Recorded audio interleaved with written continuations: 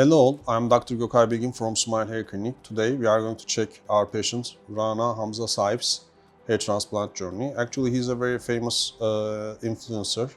He makes travel and food blogs. So when he sent us his pictures, we informed him that he needs 2 sessions, but we will give him a nice coverage with 1 session.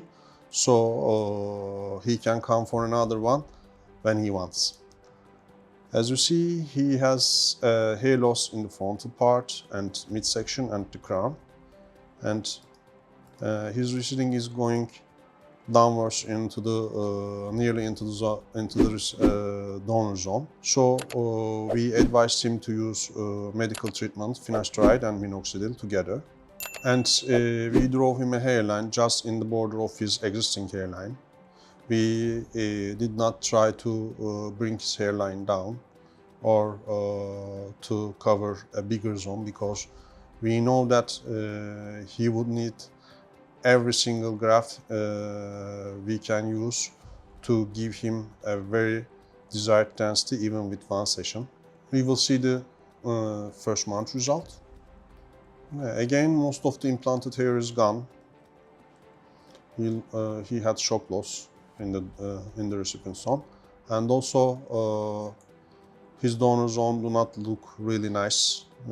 It looks patchy and sparse. So let's check the 3rd month. His hair is growing, but they are mostly like tiny hair, and literally he has like 30% of the density we implanted on the head. But again, his donor zone looks awesome and healed pretty well after 3rd month. Please remember that your donor zone will look a little bit sparse, a little bit like over-harvested in the 1st month, but after 3 months it will look much better.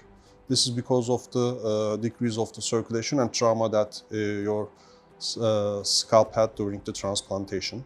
So we will see the 6 months results now. Yes. In the 6 months, his 60 to 70% of the hair is grown, and he has really nice and dense hair.